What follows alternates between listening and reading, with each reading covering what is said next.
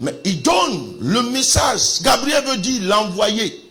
Celui que Dieu envoie pour annoncer une nouvelle très importante. Vous savez, à l'origine, une femme a perdu l'humanité. Parce qu'elle a écouté la voix du diable. Satan, le serpent. Genèse chapitre 3 nous dit que Ève a écouté et elle a obéi à la voix d'un ange déchu. Mais Marie va écouter la voix d'un ange qui n'est pas déchu. Donc l'initiative que Dieu prend, une femme a perdu l'humanité, mais une jeune fille va sauver l'humanité. Alléluia.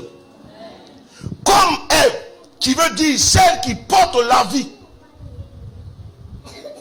Mais Marie veut dire Mara, qui veut dire souffrance. Ah ouais. Ok. Elle s'appelait Ève. C'est elle qui a envoyé le problème. C'est elle qui a envoyé à faire là sur la terre.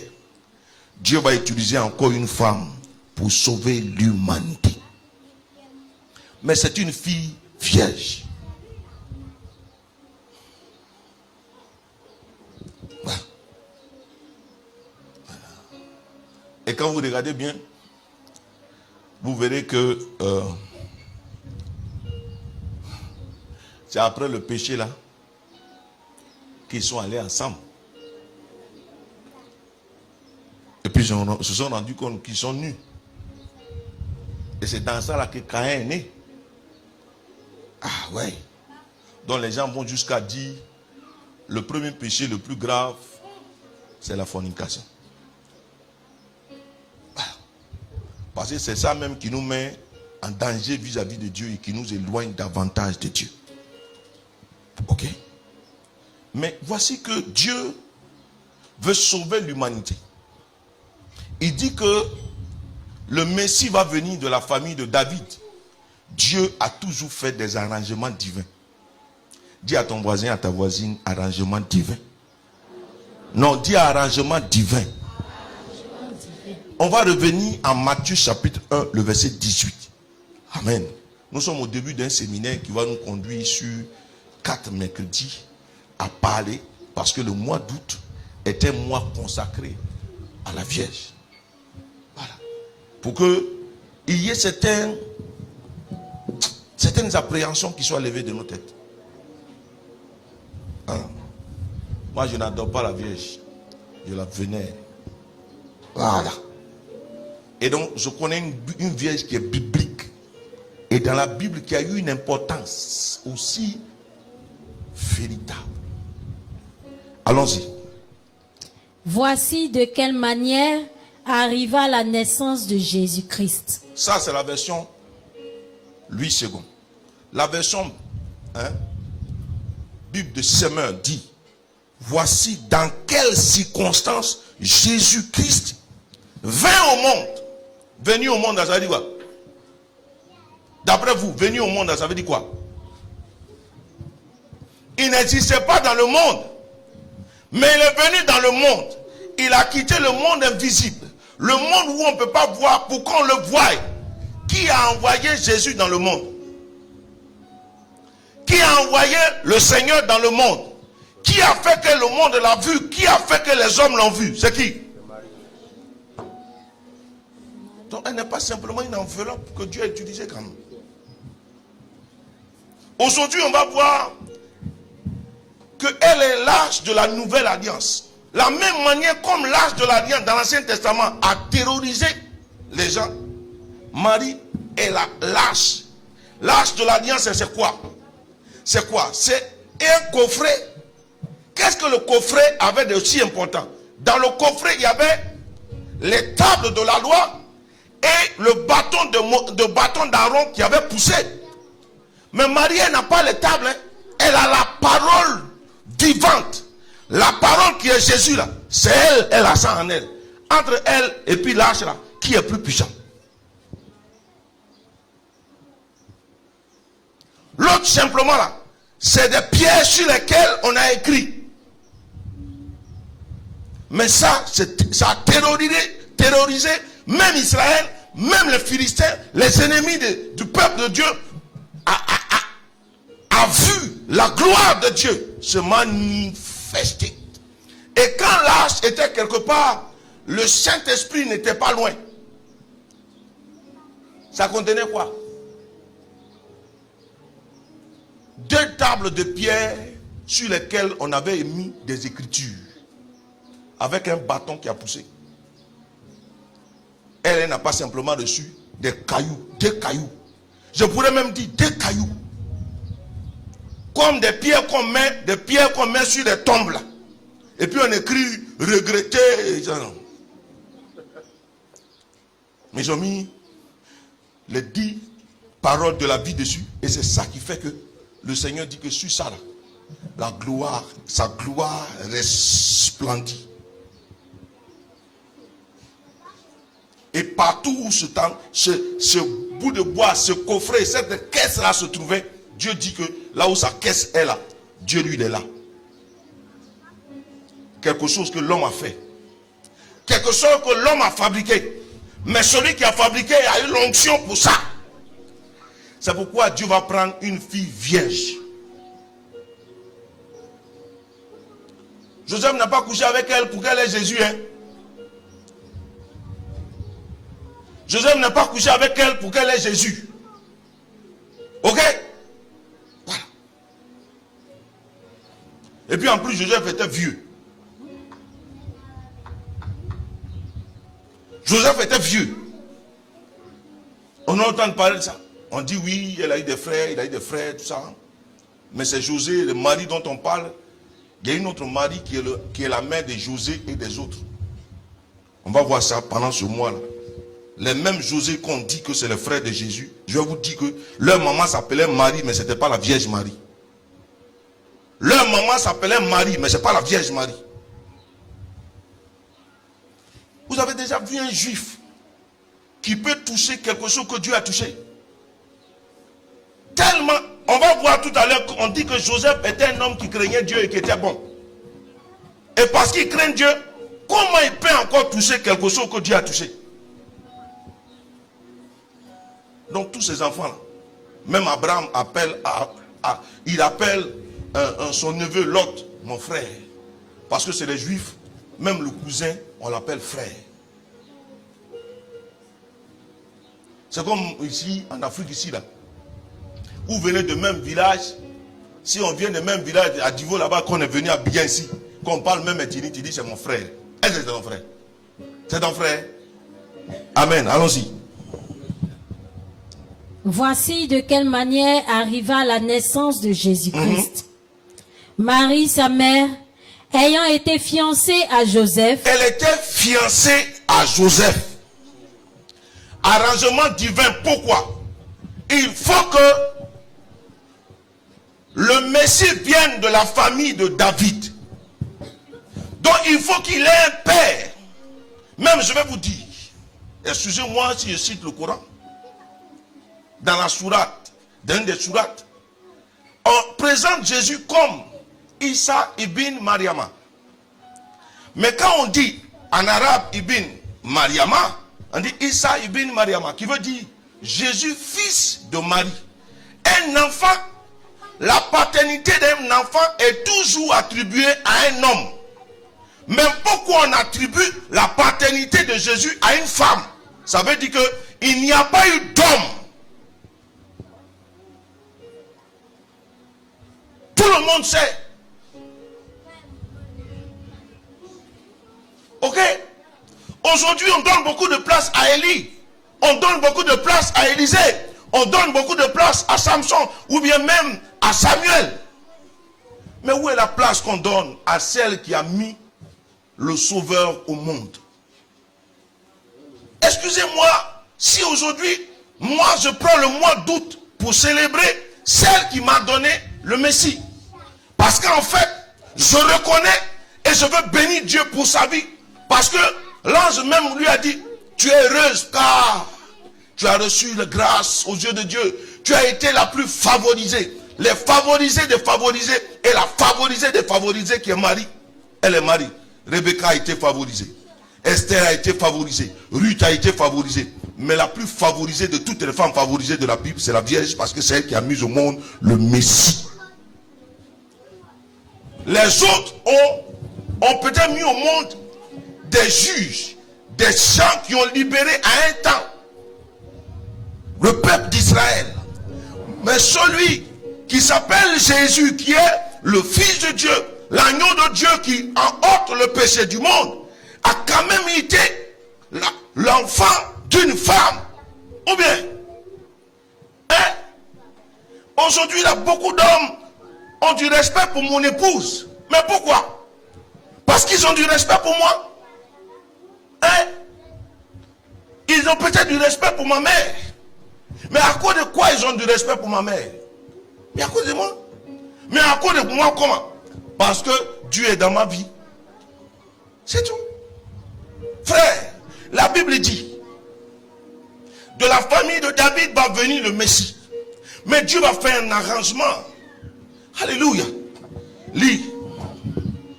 Ayant été fiancée à Joseph, se trouva enceinte par la vertu du Saint-Esprit. Ici, il a dit par l'action de l'Esprit. Alléluia. Viens en Luc chapitre 1. Verset. Pour vous dire que Marie n'est pas forcément une fille comme ça. Qu'elle est quand même d'une famille de gens qui craignent Dieu.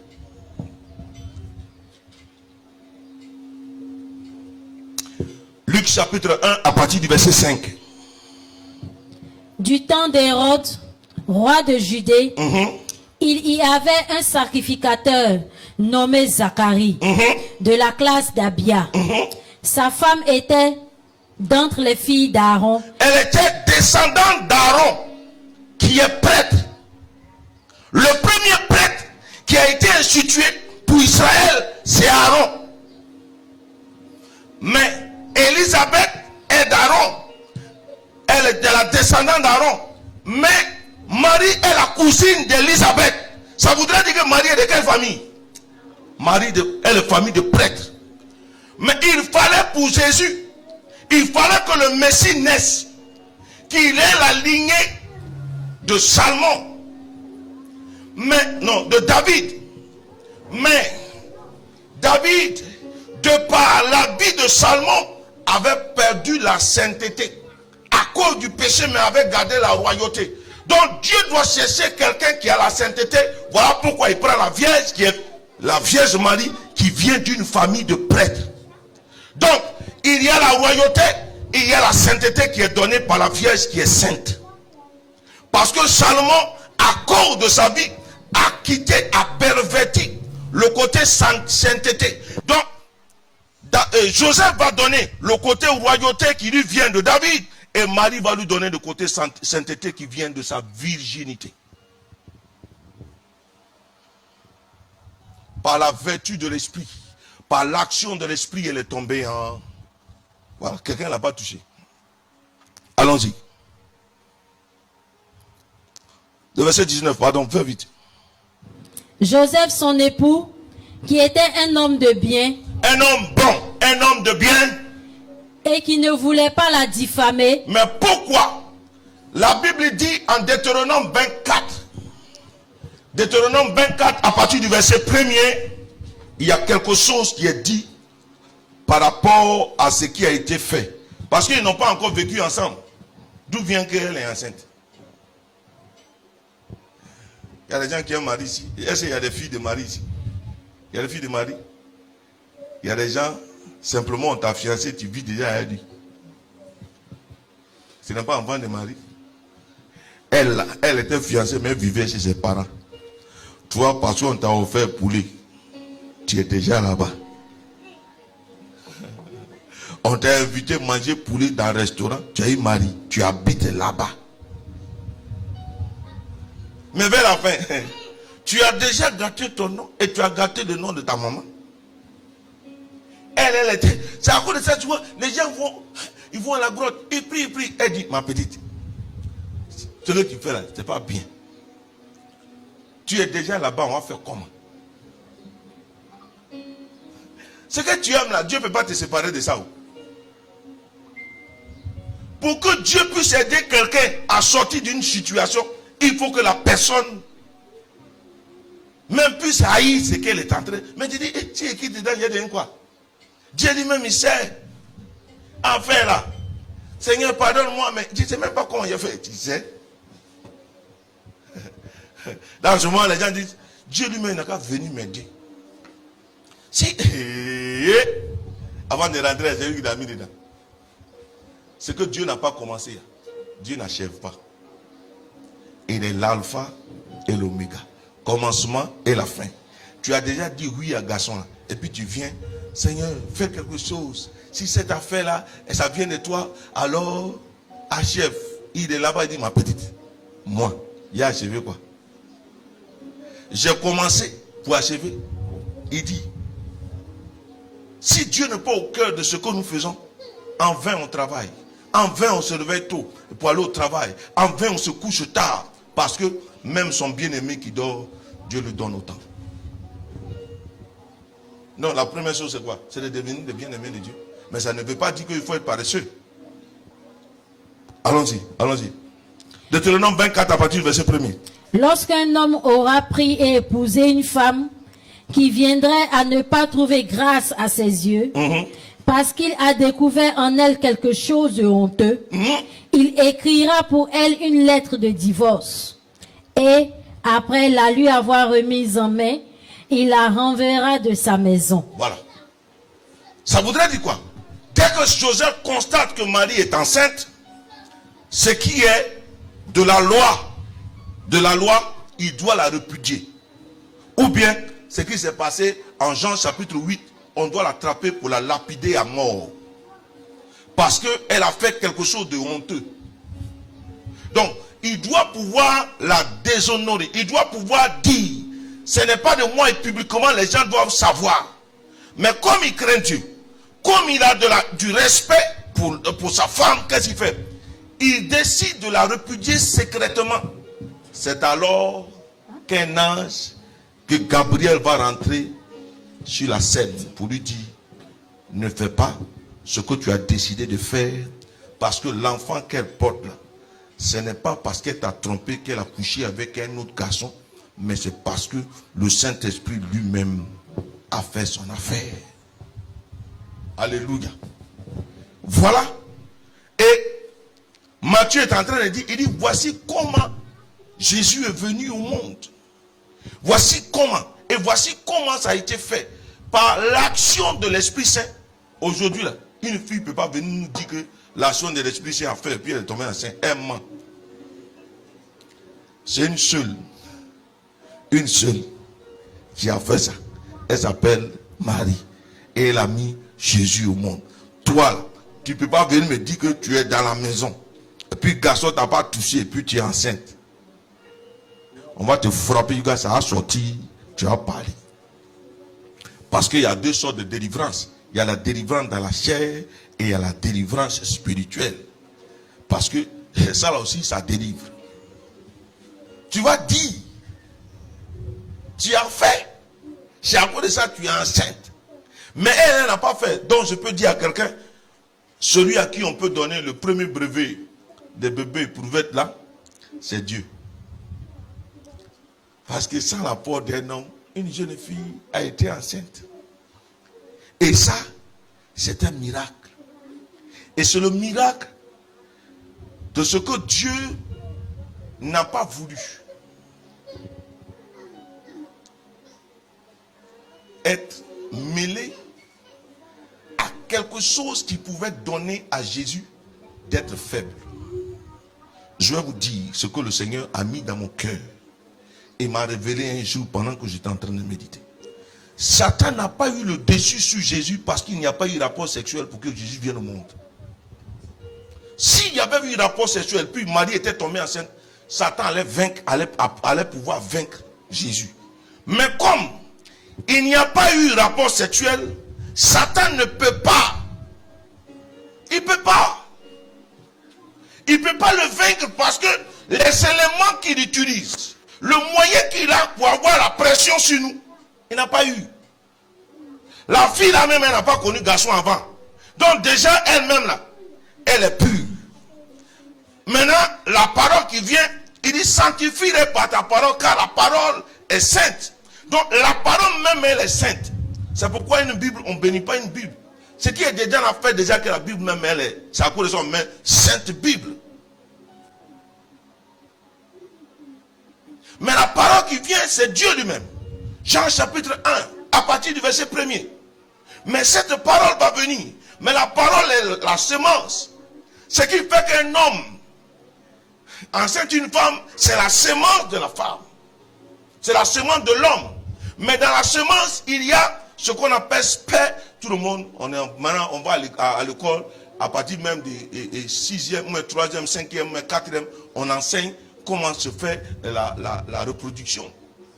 La semence de l'homme s'appelle spermatozoïde. Sperma veut dire la parole là. En grec, c'est sperma. Zoïde, c'est la vie de Dieu. Donc, dans la semence de l'homme, il y a la nature biologique qui est le sperma et le zoé qui est la nature spirituelle. Donc, il y a en même temps le physique et le spirituel dans la semence que l'homme donne à la femme. Donc, les entrailles de la femme, c'est le lieu où la semence va tomber. Et la semence qui est la parole va tomber dans les entrailles de la Vierge Marie parce qu'elle croit et dit qu'il me soit fait selon ta. Et dès l'instant qu'elle dit qu'il me soit fait selon ta parole, elle est en. Mais il y a eu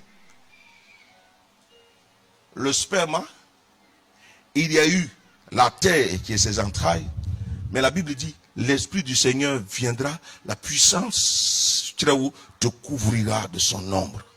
En Israël, pour ne pas qu'on soit grossier, quand un homme bat avec une femme, il dit à la femme, je t'ai couvert de mon ombre. Pour ne pas qu'on dise que l'homme est grossier, ou bien c'est grossier, on dit, l'homme a couvert la femme de son ombre. Donc l'esprit a couvert, Dieu, la puissance de Dieu a couvert Marie de son ombre. Amen. Amen. Écoutez-moi bien. Il y a le sperma. Il y a le terrain. Mais qu'est-ce qui fait que le poussin sort de l'œuf? D'après vous, qu'est-ce qui fait que le poussin sort de l'œuf? Il devient même poussin dans l'œuf. Puisque quand on casse l'œuf là, il y a le jaune et il y a le blanc. Et puis il y a un petit côté rouge. Demandez à toutes les sages-femmes, celles qui sont dans la médecine, une grossesse commence toujours par une tache rouge. Le sang. Et au fur et à mesure, il prend la tête d'un tétard, il ne ressemble même pas à l'homme. Et puis au fur et à mesure, il devient l'homme. Mais il est couvé, c'est à cause de ça. Il y a une certaine température dans le ventre de la maman. Ok? Mais la température que le poussait la poule, souvent même quand elle couvre les yeux, vous voyez que les plumes de là disparaissent. Mais la puissance du Saint-Esprit, la puissance du Très-Haut, le feu du Seigneur va couvrir la Vierge pour que les entrailles, pour que la semence là, se transforme en un homme. C'est pourquoi le Saint-Esprit est descendu. Genèse chapitre 1, à partir du verset 2 dit, la terre était informe et vide, et le Saint-Esprit se mouvait au-dessus des eaux. Le Saint-Esprit couvait les eaux. C'est-à-dire que dans d'autres versions, on dit couvait, comme au même moment, comme pour la poule. Le Saint-Esprit était en train de faire une action puissante pour que la semence qui a touché les entrailles de la Vierge devienne un homme. Mais ce n'est pas n'importe quel homme. C'est un homme qui vient pour sauver. Mais ce n'est pas n'importe qui. C'est le Fils de Dieu. Ça voudrait dire que ce n'est pas un homme normal. C'est déjà dans le sein de sa mère, on l'appelle, on dit, il sera appelé Fils du Très-Haut. Ok? Il sera appelé Fils du Très-Haut. Il sera appelé Fils de Dieu. Donc Marie a mis qui au monde? Puisqu'on dit qu'il est Dieu. Beaucoup disent que ce n'est pas ça parce que Jésus est devenu le Christ après sa mort et sa résurrection. Mais dites-moi, quand les rois mages sont venus et qu'ils ont vu l'enfant, on dit, ils se sont inclinés, ils se sont prosternés. Prosternés, ne s'est pas vu d'adorer. La maman était où? S'ils se sont prosternés devant l'enfant, ça veut dire qu'ils se sont prosternés devant la maman aussi. Alléluia. Et donc, Dieu, par la parole, je veux prendre la parole pour nous parler. Je ne vais pas prendre simplement des faits. Je vais prendre la parole. La parole dit. Luc chapitre 1, à partir du verset 26.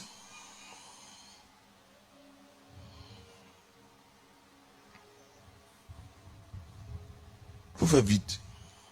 Et puis après, vous allez m'envoyer papier pour dire il est l'heure. Au 6e mois, Au 6e mois, l'ange Gabriel fut envoyé par Dieu dans une ville de Galilée appelée Nazareth. quel 6e mois?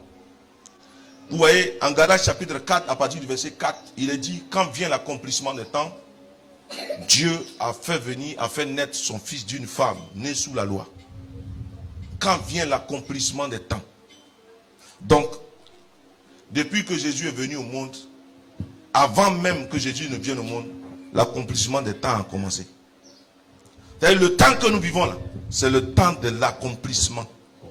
Et on va vers l'achèvement parce qu'en fait, nous sommes en train de courir vers. Aujourd'hui, nous sommes en train de vivre, nous attendons le retour. Les Juifs attendaient la venue du Messie. Nous attendons le retour du Messie. Eux, ils attendaient la naissance. Nous là, ce que nous devons faire aujourd'hui, c'est de travailler pour préparer la venue. Parce que quand elle va venir, ce sera dangereux. Amen. Ne comptez pas sur les Juifs, eux tous seront convertis. La Bible dit en Romains 9, dit que quand le Seigneur descendra, les Juifs, il va descendre sur la nuée et les Juifs vont le voir et tous les Juifs vont se rendre compte que c'était lui. Parce que les Juifs n'ont pas pu accepter, les Juifs et les Arabes n'ont pas pu accepter que comment Dieu va naître d'une femme. Voilà pourquoi même les musulmans disent que Adam est plus un être divin que Jésus. Pourquoi? Adam n'est pas né. C'est pas une femme qui a mis Adam au monde.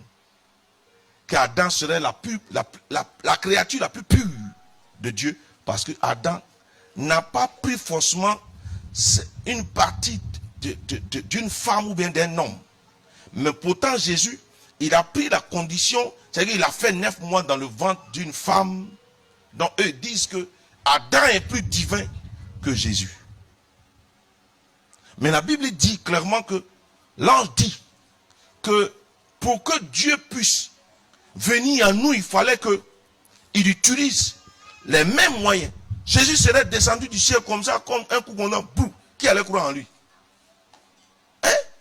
On va dire que c'est un extraterrestre. Et puis, il n'allait pas pouvoir nous sauver bien. Quand tu ne connais pas les réalités de quelqu'un qui souffre, même quand tu es en train de l'aider, là, vers la fin, tu dis, on est en train de vous aider, vous pleurez seulement. Mais quand quelqu'un a perdu un parent, quand tu as perdu ton père et que quelqu'un a perdu son père, tu ne parles pas beaucoup. Même quand tu mets ta main seulement, ce que tu veux dire, il comprend plus que celui qui dit Yako, Yako. Et puis vers la fin, garçon aussi, depuis là tu pleures. On te dit Yako, ça ne finit pas. Et puis vers la fin, ça te décourage. Amen. Mais quand tu as déjà perdu un être très cher, quand ton frère a perdu un être cher, tu comprends. Voilà. Quand tu n'as jamais eu faim et que tu veux aider les gens qui ont faim, tu ne comprends pas leur situation. Tu ne comprends pas bien. Parce que toi, tu n'as jamais eu faim. Donc, tu ne peux pas savoir quand quelqu'un a faim. C'est pourquoi ceux qui ont toujours aidé les gens ont d'abord vécu. Ceux qui ils ont vécu ce que les autres, les gens qu'il est en train d'aider là, vivent. Voilà. Tu es né dans le beurre. Tu ne peux pas aller sur le terrain où on extrait le lait. Quand tu vas arriver, tu vas voir la vache. Tu vas dire, c'est quoi ça? Mais c'est sale dans ce coin. Mais quand tu as été là-bas, dans la boue, du coup, quand tu veux sortir les gens de la boue, véritablement, tu sais de quoi tu parles. Amen. Amen. C'est pourquoi ce que tu traverses est en train de préparer un témoignage demain. Voilà. tu n'as jamais connu Goumen. Aujourd'hui, si tu es en train de connaître Goumen, ça y est, demain, tu vas donner conseil à ta soeur pour dire Goumen. Tu ne vas pas dire que toi-même tu as connu, mais quand tu vas parler, elle va dire, toi, tu es sûr que tu n'as pas parlé. Non, ma soeur, je suis en train de te donner conseil. Mais si tu n'es pas bien guéri, que tu es en train de donner conseil, tu vas envoyer tout le monde dans la dérive, parce que ta soeur qui est en train de vivre une situation, tu vas lui dire, Gaou là, il faut le quitter. Ça là, il faut quitter. Parce que toi-même là, ça te fait mal. Ça te rappelle pour toi. Et comme ça te rappelle pour toi, tu ne peux que décourager tous ceux qui veulent s'engager derrière. Ma chérie, ça là, il faut sortir vite. Alléluia. Ouais, vas-y, lis. Auprès d'une vierge fiancée à un homme de la maison de David, nommé Joseph. Le nom de la vierge était Marie. Dans l'Ancien Testament, on n'a pas donné le nom de la vierge.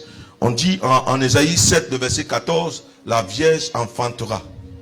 Mais dans le Nouveau Testament, on donne le nom de la vierge qui est Marie. Allons-y. L'ange entra chez elle et dit. Alléluia. Zacharie, l'ange l'a rejoint au temple. Dieu ne se manifestait qu'au temple. Dieu rejoignait l'homme au temple. Mais quand est venu l'accomplissement des temps, Dieu lui-même est parti vers chez la petite fille. C'est pas la petite fille qui est partie au temple pour dire qu'elle-même est priée pour ça. Dieu lui-même est venu chez elle et il a envoyé son messager. On dit, l'ange rentra chez elle. Ça veut dire qu'elle était chez elle. Elle n'est pas partie au temple. Comme Zacharie qui est au temple. Et Zacharie, c'est quand il a vu l'ange qu'il était troublé. Marie n'a pas été troublée à la vue de l'ange, mais c'est la salutation de l'ange qui l'a troublée. Allons-y. Je te salue, toi à qui une grâce a été faite. Un ange n'a jamais salué un homme. Dans la Bible, un ange ne salue pas l'homme. Il vient dire, ainsi parle le Seigneur. Ainsi parle l'Éternel. Et puis il donne ce qu'il a dit. Mais là il dit, je te salue, toi à qui quoi? Une grâce a été faite. Le Seigneur est avec toi. Le Seigneur est l'objet de la grâce et que le Seigneur est avec toi. Voilà, allons-y. Troublée par cette parole, elle n'a pas été troublée par la vue comme Zacharie a été troublé par la vue de l'ange. Donc elle est troublée par la salutation de l'ange. Allons-y. Marie se demandait ce que pouvait signifier une telle salutation. L'ange lui dit, voilà. Ne crains point, Marie, car tu as trouvé grâce devant Dieu. Il rappelle pour dire, toi à qui une grâce particulière a été faite, parce que le message même qu'il porte là, lui-même ne peut pas supporter. Il a, parce que si Marie a refusé là, il a des problèmes. Ah ouais? Vous voyez, pour Zacharie là, Zacharie a voulu discuter les deux muets. Mais la petite fille, elle parle. Un grand prêtre qui parle avec un ange et une petite fille qui discute avec l'ange. Alléluia. Bon, l'autre, c'est parce qu'il a prié et qu'il attendait la réalisation de sa prière. Marie n'a pas prié forcément. Elle, c'est pas parce qu'elle prie pour qu'elle ait un enfant. Mais la nouvelle vient la trouver pour dire, comme il a été dit que en Israël, toutes les vierges se préparaient en attendant la venue du Messie. Il y avait, en fait, je veux dire quoi? Il est dit que comme on attendait la venue du Messie et que c'est d'une vierge que le Messie allait naître, toutes les filles vierges en Israël se préparaient à attendre la venue du Messie. Parce que toutes elles rêvaient toutes d'être la mère du Messie. Mais c'est pourquoi l'ange lui dit, une grâce particulière était faite, était accordée, parce que parmi toutes les jeunes filles vierges qui cherchent à devenir la mère du Messie, c'est toi qui as été choisi. Mais Dieu peut lui dire, choisis quelque chose qui est malpropre. Non. Dieu peut-il choisir quelque chose qui n'est pas saint? Dieu lui-même, il a horreur du péché. Là où lui-même il veut habiter, il ne veut même pas qu'il ait le péché.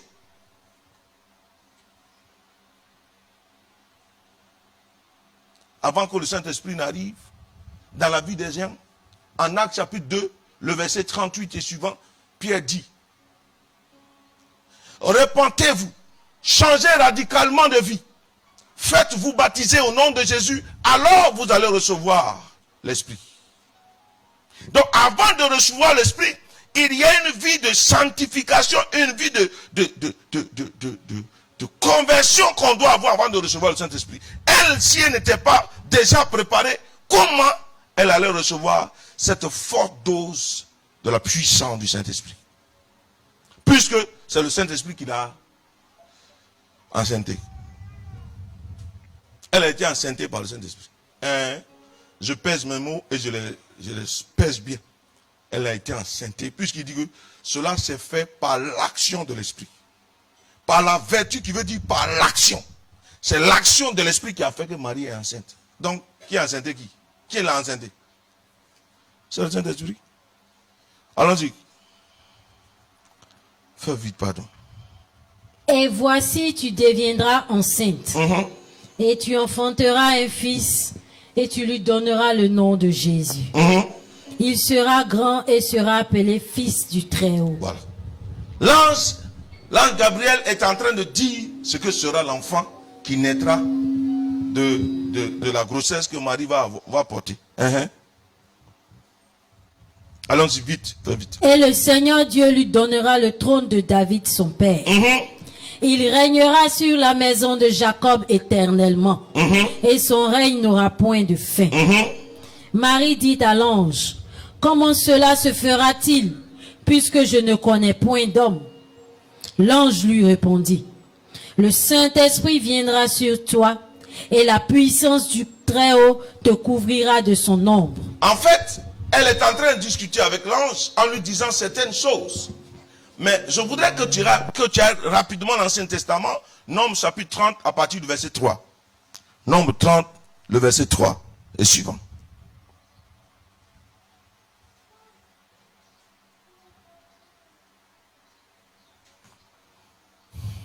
Lorsqu'un homme fera un vœu à l'Éternel, ou un serpent pour se lier par un engagement, il ne violera point sa parole. Il agira selon tout ce qui est sorti de sa bouche. Lorsqu'une femme, dans sa jeunesse, et à la maison de son père, fera un vœu à l'Éternel, et se liera par un engagement, et que son père aura connaissance du vœu qu'elle a fait et de l'engagement par lequel elle s'est liée, si son père garde le silence envers elle, tout vœu qu'elle aura fait sera valable, et tout engagement par lequel elle sera liée sera valable. Mais si son père la désapprouve, le jour où il en a connaissance, tous ses vœux et tous les engagements par lesquels elle sera liée n'auront aucune valeur. Et l'Éternel lui pardonnera parce qu'elle aura été désapprouvée de son père. Lorsqu'elle sera mariée, après avoir fait des vœux ou s'être liée par une parole échappée de ses lèvres, et que son mari en aura connaissance, s'il garde le silence envers elle, le jour où il en a connaissance, ses vœux seront valables et les engagements par lesquels elle sera liée seront valables. Amen. Vous savez, ce que j'ai compris par ce verset, par ces versets, j'ai compris que Marie discute avec l'ange. Quand l'ange lui dit qu'elle va mettre au monde un enfant, elle lui dit: mais comment ça va se faire? Je ne connais point d'homme. Toutes les filles faisaient un vœu de chasteté. Vœu pour livrer leur corps totalement à Dieu. Mais elle dit qu'elle ne veut pas faire d'enfant. D'où vient que on vient lui dire qu'elle va mettre au monde un enfant? Donc elle se pose la question. Mais donc le vœu que j'ai fait à Dieu de ne pas me mettre avec un homme parce que je veux garder ma virginité là, si je dois garder ma virginité, que j'ai fait vœu de virginité, et que je dois mettre au monde un enfant, c'est qu'il faut forcément que j'aille avec un homme. L'ange l'a rassure pour lui dire, tu resteras toujours vierge. Parce que qu'est-ce qui fait qu'une fille n'est plus vierge quand elle va avec un homme? Mais si je ne vais pas avec un homme, et que tu ne vas pas avec un homme, et que tu mets au monde un enfant, tu es vierge ou bien tu n'es pas vierge? Alors. Donc l'ange va lui dire, tu ne connaîtras pas d'homme. L'homme ne va pas te toucher. Donc ton vœu là est toujours valable. Mais voilà ce qui va se faire. L'homme ne te touchera pas, mais tu mettras au monde un enfant. C'est à ce moment-là qu'elle dit qu'il me soit fait selon ta parole. Comme tu viens de me dire qu'un homme ne va pas me toucher et que mon vœu de virginité tient toujours, alors ce que tu viens de dire n'a qu'à se réaliser. Et ça s'est réalisé, elle est tombée enceinte. Et la grossesse a été authentifiée par Élisabeth, qui a reçu le Saint-Esprit et qui a dit, heureuse es-tu car tu as cru. Car tu as cru à l'accomplissement de ce qui t'a été dit. Donc, voici comment la naissance de Jésus est arrivée. Mais je vous ai dit que je voulais, aujourd'hui, que nous puissions rentrer dans une histoire de comment Marie peut être l'âge de la nouvelle alliance. Et j'ai dit que dans la première, dans l'Ancien Testament, il n'y avait que un coffret. Était le lieu de la présence de Dieu, parce qu'il y avait deux tablettes, deux tables faites avec des pierres où on avait écrit des paroles. Et le bâton d'Aaron qui avait poussé, ça devenait du coup le lieu où la présence de Dieu régnait. Mais nous allons prendre Jean chapitre 1 à partir du verset 1er. Jean chapitre 1 à partir du verset 1er. Je voudrais que tu écoutes bien. Parce que généralement, souvent, on nous mélange et puis nous-mêmes on se laisse mélanger. Voilà. Parce que quand tu es déjà dans une marmite, on peut facilement te mélanger. Mais si tu n'es pas encore dans la marmite et puis il n'y a pas l'eau, qui peut mélanger comment? Amen. Allons-y vite, pardon. Au commencement était la parole. Et la parole était avec Dieu. Et la parole était Dieu. Elle était au commencement avec Dieu. Toutes choses ont été faites par elle. Et rien de ce qui a été fait n'a été fait sans elle. En elle était la vie. Et la vie était la lumière des hommes. La lumière luit dans les ténèbres. Et les ténèbres ne l'ont point reçue. Le verset 14. Et la parole a été faite chair. Et la parole est devenue homme. La parole est devenue homme. Et il a vécu parmi nous. Tabernacler veut dire demeurer. Et la parole a fait sa demeure au milieu de nous. A fait sa tente au milieu de nous. La parole est devenue un homme. Et cet homme n'est rien d'autre que Jésus. Donc, elle est donc l'âge de la nouvelle alliance. Mais qu'est-ce que l'âge de l'Ancien Testament? Comment l'âge a été, comment l'âge était vu? En 2 Chroniques 6, le verset 41 fonctionne.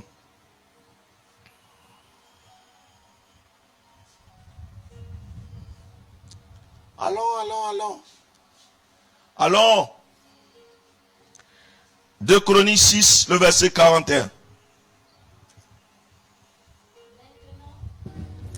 Éternel Dieu, lève-toi, viens à ton lieu de repos, toi et l'arche de ta majesté. En fait, l'arche était donc synonyme de la majesté de Dieu. Le psaume 132, le verset 8.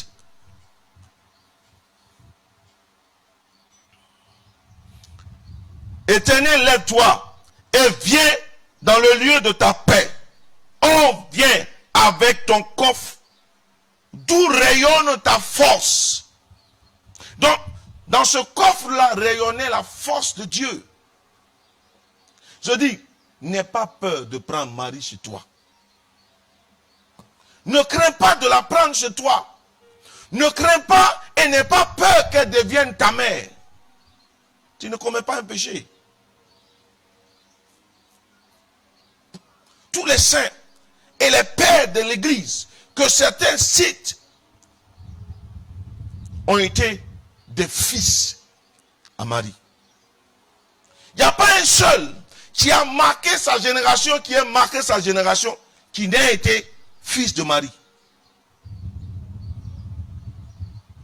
Parce que elle est pour nous un modèle. Souvent je dis aux gens, tout le monde dit oui, moi je dis en pas de Marie. Vrai. Tu n'es pas.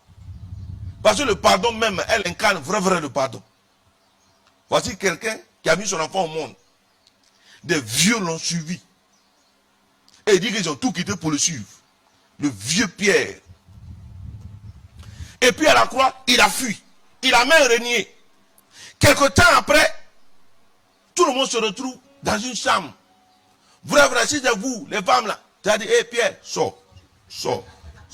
Le seul qui peut rester, c'est peut-être Jean. C'est vrai ça? Mais où est le pardon que les enfants qui se disent catholiques manifestent? Tu dis que tu es enfant de Marie. Tu l'as dit, je vous salue Marie, pleine de grâce. En fait, il a salué pour rien. Mais non, sa vie devait déteindre sur nous. Son comportement et son attitude devaient déteindre sur nous. Au point que quand on nous voit, on doit pouvoir dire, voici la maman de quelqu'un. Mais tu as dit, c'est toi toujours qui es dans Catena. Quelle est celle-ci qui s'avance comme l'aurore? C'est comme l'aurore, ouais. Qui s'avance comme l'aurore, belle comme la lune, éclatant comme le soleil. C'est voilà. Terrible comme une armée rangée en bataille. Maintenant on te demande c'est dans quel verset? Tu ne connais pas? Est-ce que vous savez que ce verset est dans Cantique des Cantiques? C'est biblique. La Catena là, c'est biblique. Mais tu récites comme un perroquet qui dit bonjour, mais qui ne sait pas ce que bonjour veut dire. Parce que son maître lui a dit. Je demande aux catholiques, je vous en supplie, quand tu prends Marie chez toi, faut aussi prendre son comportement. Commençons à vivre comme elle. Le pardon, la foi, l'abandon. Parce que dès l'instant qu'elle accepte de devenir la mère et qu'elle accepte de tomber enceinte sans habiter chez un garçon, on doit la lapider. C'est un engagement qu'elle prend. Et puis même c'est fou de savoir que, qu'est-ce qui prouve que ce qu'elle a dit. Et puis elle n'est pas allée convaincre Joseph. Hein. Elle a accepté là. Et puis elle dit qu'il me soit fait selon ta volonté. Si c'est nous là, si c'est vous les jeunes filles là. Aïe. Tu as dit à Joseph.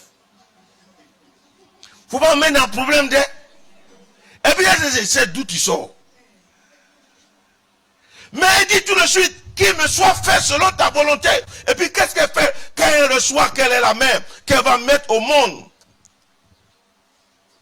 Le Fils de Dieu, elle ne reste pas chez elle pour appeler Elisabeth, pour dire Elisabeth. En tout cas, c'est qu'on cherchait là. C'est moi de la vantardise. Le catholique devait être quelqu'un qui est le plus humble. Qui a beaucoup plus de retenue par rapport à ce qu'il vit. Tu es fils de Marie, toi. Tu es enfant de Marie. Tu mens.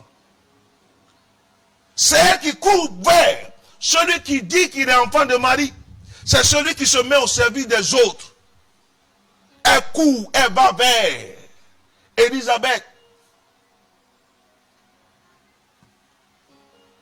Elle ne regarde pas ce qu'elle vient d'avoir comme un sujet d'honneur, un sujet de gloire. Elle se met au service. Elle va en hâte. Alléluia. Si nous voulons de vrais enfants de Marie, on n'a qu'à se comporter comme ça. C'est pas venir s'asseoir devant la grotte. J'ai vu ça, il m'a plein de grâce. Tu es en train de réciter. Moi, je ne fais pas la récitation du chapelet. Je fais la prière du chapelet. Parce qu'il y a récitation. Ma main, elle a un doigt, en voici deux, en voici, on ne voit même pas deux, on ne voit pas trois là. Mais depuis que tu récites rosaire, tu récites chapelet là, qu'est-ce qui a changé dans ta vie? Qu'est-ce qui a changé? Rien n'a changé parce que tu récites.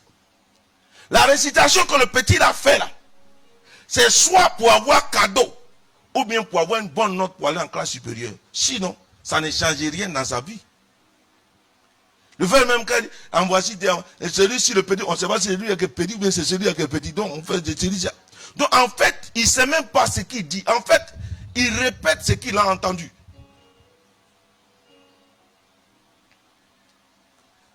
Quand on était petit là, et puis on partait à l'école là, oh, il y avait un chant. C'est quand je suis devenu grand que j'ai compris. Qu'est-ce qu'on disait là même? Il y avait un chant. Là, on dirait là-haut. Comment on dit ça même? Titi au là-haut, là, là-haut, là. Titi au sommet, au sommet. Titi au là-haut, là, là-haut, là. On a chanté ça.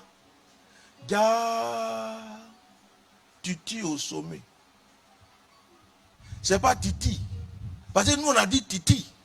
On pensait que c'était Titi, un homme qui est en haut, petit. C'est qu'on a compris. En fait, on a dit de conneries. Comment on fait? On chante seulement. Mais c'est la même chose que catholique tu fais. La prière là est devenue un héritage que tu as reçu de ta famille, mais tu ne sais pas d'où vient l'héritage. En fait, tu ne sais pas à quoi ça sert, mais tu es dedans. Tu es né dedans. Donc comme tu es né dedans, tu ne sais pas comment il faut fructifier, comment il faut vivre de ça. Nous tous, on était dedans. Jusqu'à ce que le Saint-Esprit se révèle à nous et que la parole de Dieu change quelque chose dans nos cœurs. Pour que... Vous savez que le rosaire, c'est la vie d'un chrétien. C'est le cheminement que nous faisons avec la Vierge. Dans les pas de Marie, nous allons à la Vierge, à Jésus. On commence par quoi? Missel joyeux, non? Avant que le pape nous donne le missel lumineux, Dieu merci. Parce que quand tu es dans le joyeux, quand tu n'es pas éclairé, quand tu vas rentrer dans le douloureux, là, c'est terrible. Parce que quand tu as un missel joyeux, quand, au début, là, quand le Seigneur se révèle à toi, tout est beau. Quand tu pries, tu as la chair de poule, tout ça. Et puis tu sens même. Mais à un certain moment, tu ne sens plus d'être. Tu pries même, tu as l'impression que Dieu n'est pas avec toi. Tu es dans un missel douloureux. Au désert, il n'y a pas tonton. Il n'y a pas l'eau. Tu es dans le douloureux. Tu es dans l'agonie. Il n'y a pas, il y a rien même qui prouve que Dieu est là. Tu vois, même tu pries, tu sens rien. Parce que sentir là, ça ment souvent. Ça ment même. Mais quand tu as été éclairé par la parole, l'Eucharistie, parce que même dans la prison, en Genèse, hein, dans le livre de la Genèse, quand Joseph a été mis en prison, qui était là-bas? Les chansons et le panetier. Le panetier, c'est celui qui goûte le pain de Pharaon. Les chansons, celui qui goûte le vin. L'Eucharistie, là, c'est quoi? Le pain et le vin. Ok? Le panetier a été tué et les chansons, c'est lui qui s'est rappelé.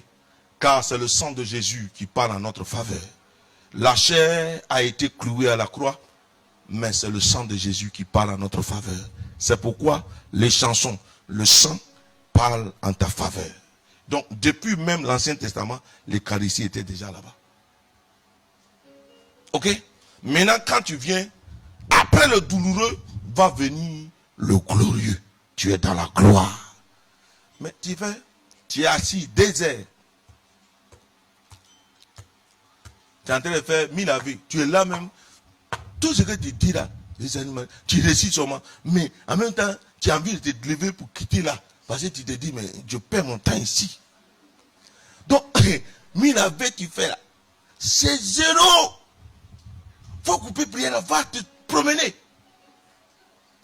Voilà pourquoi beaucoup ont fait 1000 avis et n'ont rien reçu. Voilà pourquoi les gens ont perdu près de 2 heures à faire le rosaire et n'ont rien reçu. Parce qu'en fait, tout ce que tu faisais là, au fond, il n'y a rien. La motivation qui sous-tend ça, ça ne marche pas. Donc tu as dit, mais nous on fait rosaire là, on gagne quoi? Quelqu'un d'autre va venir faire, c'est propre. Hein? Nous on était allé à une mission là. Et puis il pleuvait abondamment. Le coin où on était en train de prier, autant à ce temps, il n'y avait pas encore micro, tout ça. Il n'y a pas baffe, il n'y a pas tout ça. Donc on prêche. Il n'y avait pas son nom. Mais il pleuvait, il n'y avait pas de plafond. Donc pendant qu'il pleut là, on ne s'entendait plus. Donc j'ai dit aux gens, frère, on va faire une dizaine de chapelets pour demander à Dieu de draper, de mettre là où nous sommes, que le manteau de la Vierge là. Oh, il y a une soeur qui était dans l'assemblée, elle dit ça, c'est quoi ça encore?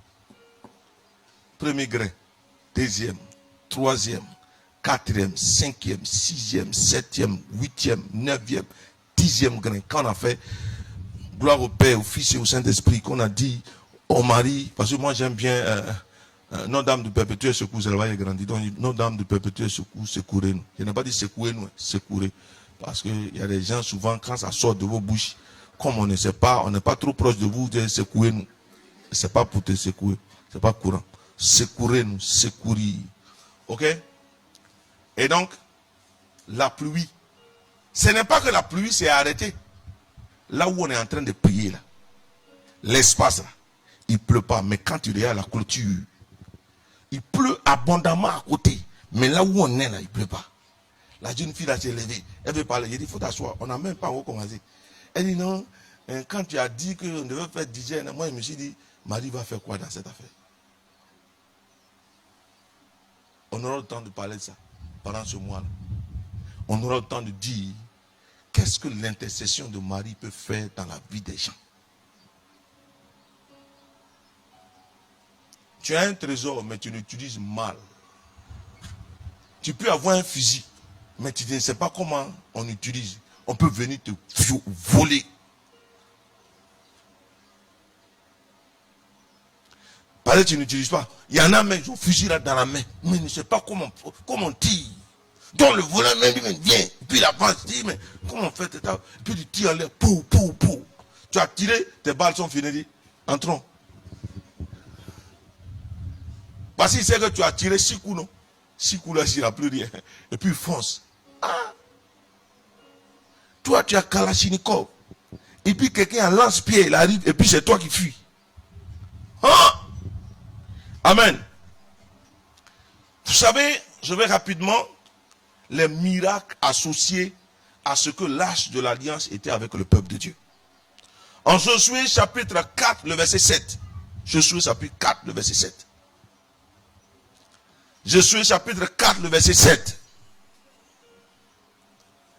Vous leur direz. Les eaux du Jourdain ont été coupées devant l'arche de l'alliance de l'Éternel. Les eaux du Jourdain ont été coupées. Donc ça voudrait dire quoi? L'obstacle c'est simplement parce que l'arche de l'alliance était. Quand le peuple est arrivé devant le Jourdain, Josué a foncé sur la mer, sur le Jourdain. Le Jourdain s'est coupé. Ça ne s'est pas fendu, mais ça s'est arrêté à l'amont. Ça veut dire c'est quoi? L'eau là, par exemple, l'eau s'est arrêtée vers Ebimpe. Et puis nous qui sommes à Nyama ici, on passe. C'est l'arche qui a fait ça. Bout de bois avec des tables de pain dedans. Des tables de bois, de pierre avec des écritures dessus. Avec un bâton qui a poussé. Mais Marie, quand elle est dans ta vie, le Jourdain aussi va s'arrêter. Oui. Je vous dis, nous sommes allés à Issia. C'est pas on. On était allé pour une veillée, un 14 août. Et puis une sœur était en train de rendre témoignage. Sœur Béatitude, elle disait que une jeune fille évangélique, elle était venue à la prière là-bas, parce que sa sœur lui a dit, il faut aller, on essaye tout. Qui est déjà allé à Issia? Au portail là-bas, elle a dit, on dit tu donnes enfant. Elle n'est même pas rentrée. Elle dit tu donnes, on dit tu donnes enfant. Puis elle est revenue à Abidjan. Elle est venue à Abidjan. 3 mois après, elle est enceinte. Oh, dans cette affaire-là, 1 an après, parce que quand les jeunes filles là, elles font enfant, premier enfant. Si garçon tu es à côté, tu fais pas attention, tu vas l'enceinte encore. Même comme ça. 1 an, jumeaux. Elle a fait encore 1. Quand elle est partie, maintenant elle est partie à Isia. Elle est partie lui dire, hey, c'est bon, je sais que tu donnes enfant, c'est bon. Amen. Ça, c'est ce que une femme a rendu témoignage. Mais je suis allé à une retraite, bon, une veillée de prière à Songombrate, à nom d'âme de Marie consolatrice qui se trouve à Songombrate sur la route d'Abou, avec une communauté sœur, avec un frère. Cette nuit-là, nous avons parlé de ils n'ont plus de vent. Mais Dieu a fait quelque chose d'extraordinaire. La nuit, là, on a parlé de ce que l'intercession de la Vierge est capable de changer certaines choses. Alléluia! Ah, une jeune fille était là. C'est ma fille aujourd'hui. Évangélique. Ils ont coupé une trompe.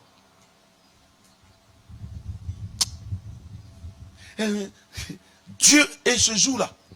On dit, ils n'ont plus de vin, non? Mais pendant qu'on était en train de prier, tout le coin, on dirait, ils ont versé le vin. Le parfum du vin a envahi tout le lieu. Waouh!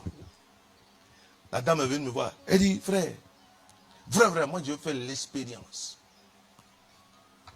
Elle dit, mais je ne sais pas comment on fait chapelet. Je lui ai dit, il faut faire 10 seulement. Ça n'a même pas duré, elle veut me dire, frère, ça a marché. Ça fait combien de fois toi tu fais rosaire? Ça fait peut-être 10 ans que tu es dans rosaire. Pikini, mais tu n'as pas encore eu. Donc, quand tu es souvent trop familier à quelqu'un, son action n'est plus efficace dans ta vie. Ah. Si ton frère, ton petit frère, c'est lui qui est le commissaire du commissariat d'à côté. Oh, il était petit, là, tu l'as frappé jusqu'à... Tant que tu n'as pas eu de problème pour aller au commissariat, et puis quelqu'un va craquer devant lui, tu ne peux pas savoir l'autorité que ton petit frère a. Elle dort chez toi, tu es né dedans, c'est dans ça que tu as grandi. Donc au fond, tu ne connais pas ce qu'elle est capable. Voilà. Il y a longtemps, par exemple, l'Eucharistie, à une prière du Père Abécan, quand il faisait la prière des malades à Trècheville, une jeune musulmane est venue dans l'assemblée là. Elle a bien remarqué les gens, quand les gens sont communiés là, elle les regarde. Et puis elle écoute ce qu'ils disent. Elle a appris que c'est Amen, on dit. Elle est venue et je lui ai dit, Jésus, moi je cherche enfant. Là, fait là, on dit c'est toi qui es dedans. Moi j'ai été mangé. Elle est venue, elle a dit Amen. Elle a avalé. Un an après, elle est venue, elle a dit, voilà. Devant les gens, devant Abeka, elle a dit, voilà ton enfant. Hein? Enfant de qui? Prêtre. Elle dit non, hein. Je suis venu ici à la prière là. Tu as dit quelque chose. Et puis l'heure a fait blanc, on vous mangez là. J'ai mangé, j'ai dit, oui, c'est Jésus qui est dedans. Donc j'ai dit que Jésus n'a qu'à me donner un enfant. Donc c'est à cause de ça, j'ai dit, c'est ton enfant. Parce que c'est toi qui as fait la prière et puis j'ai eu. La femme là. Toi, tu vas à l'église dimanche, lundi, mardi, mercredi, jeudi. Souvent tu fais 3 messes par jour. Tu communies 3 fois. Mais rien ne t'arrive. Parce qu'en fait, c'est que tu manges là. Tu ne crois pas en ça. Tu es tellement habitué à ça. C'est la même chose quand tu fais la prière. Tu es habitué. Jésus salue Marie, pleine de grâce, Sainte Marie, Mère de Dieu, priez pour. Tu récites. Ça ne va rien t'apporter. Hein. Si tu ne sais pas qui elle est, ne t'adresse pas à elle. Voilà pourquoi on prie et puis on ne gagne rien. Parce qu'en fait, il faut savoir à qui tu t'adresses. Son intercession va toucher le cœur de Jésus. Amen. Donc la muraille s'est arrêtée. Josué chapitre 6, à partir du verset 6 et suivant. Allons-y, fais vite. Fils de Nun appela les sacrificateurs et leur dit, portez l'arche de l'alliance, et que 7 sacrificateurs portent 7 trompettes retentissantes devant l'arche de l'alliance. Et il dit au peuple, marchez, faites le tour de la ville, et que les hommes armés passent devant l'arche de l'Éternel. Lorsque Josué eut parlé au peuple, les 7 sacrificateurs qui portaient devant l'Éternel les 7 trompettes retentissantes se mit en marche et sonnèrent des trompettes. L'arche de l'alliance de l'Éternel allait derrière eux. Les hommes armés marchaient devant les sacrificateurs qui sonnaient des trompettes. Et l'arrière-garde suivait l'arche. Pendant la marche, on sonnait des trompettes. Josué avait donné cet ordre au peuple. Vous ne crierez point. Il dit pas de cris. Restez muets. Allons-y. Vous ne ferez point entendre votre voix. Et il ne sortira pas un mot de votre bouche. Jusqu'au jour où je vous dirai. Poussez des cris. Alors vous pousserez des cris.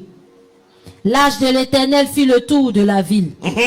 Elle fit une fois le tour.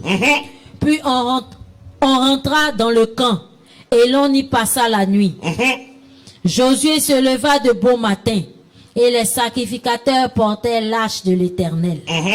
Les 7 sacrificateurs qui portaient les 7 trompettes retentissantes devant l'arche de l'Éternel se mirent en marche et sonnèrent des trompettes. Les hommes armés marchaient devant eux et l'arrière-garde suivait l'arche de l'Éternel. Il y a toujours des hommes armés. Donc nous sommes dans le combat. Donc, si tu es dans le combat, sois devant et l'arche est derrière. Et l'arche, ça c'est l'ancienne alliance. L'arche de la nouvelle alliance, je dis c'est Marie parce qu'en elle, il y avait Jésus. Elle est derrière. Dans le combat, il faut qu'elle soit derrière pour sécuriser ce que tu es en train de faire comme combat. On dit, elle est rangée comme une armée en bataille. Un jour, j'ai demandé à quelqu'un, ça on ne m'a pas encore répondu. Une armée rangée en bataille là, c'est combien de personnes? Les soldats n'ont qu'à me dire un jour, quand on dit qu'une armée est rangée en bataille, une armée rangée en bataille, c'est combien de personnes? Ce n'est pas 100 personnes. Hein? 120 000. 120 000. Voilà. Donc 120 000 personnes, on dit elle est comme une armée rangée en bataille. Elle seule, elle a le nom, c'est-à-dire qu'elle seule, c'est comme 120 000 qui sont formés pour aller attaquer. C'est ça là, toi tu as dans ta vie derrière toi, et puis c'est toi qui trames, on dirait une petite feuille. Ça veut dire que tu sais pas avec qui tu marches. Ça veut dire les gens disent feu, feu, le sang de Jésus, et puis toi-même tu recules. Sang de Jésus, tu dis le feu. Satan dit oh, je connais, tu as peur. Tu dis feu, nom de Jésus. J'espère que ça a marché. Ce que tu es en train de dire, Satan a entendu. Donc il te regarde. Il y a un comportement là. Il dit à ces gars, foncez. Tu dis feu. Au nom de Jésus. Maman. Eh Dieu. Alléluia. Allons-y. Vas-y, fais vite. La marche, on sonnait des trompettes. Pendant la marche, on sonnait des trompettes. Il fit une fois le tour de la ville, le second jour. Puis il retournait dans le camp. Il fit de même pendant 6 jours. En fait, chaque fois que le peuple n'est pas sorti, les 6 premiers jours, le peuple n'est pas sorti. Mais qui est sorti? Les prêtres et l'arche. 7e jour, Dieu a dit à tout le peuple de suivre. Et avec toujours un l'arche, mais quand ils ont poussé des cris, qu'est-ce qui s'est passé? La muraille est tombée. 1 Samuel 5. 1 Samuel 5 à partir du verset 1. Allons-y.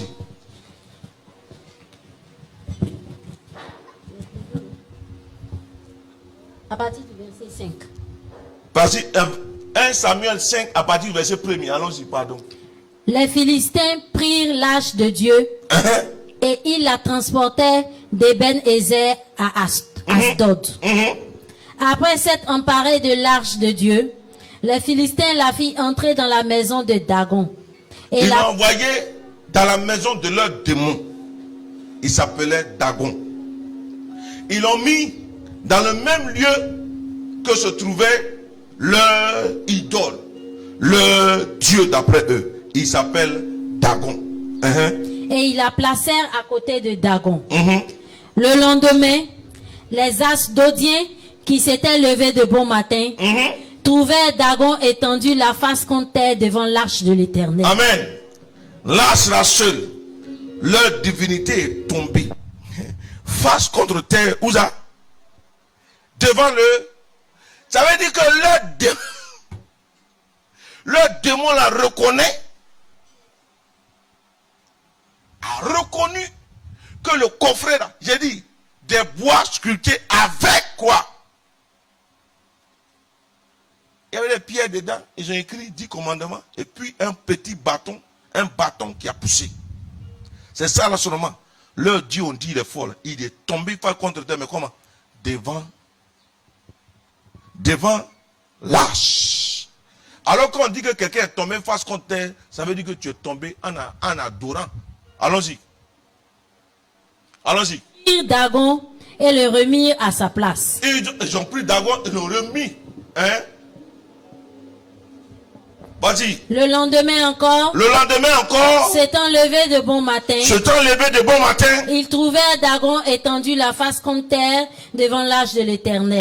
Deuxième jour, deuxième fois. La tête de Dagon et ses 2 mains étaient abattues sur le seuil, et il ne lui restait que le tronc. Alléluia.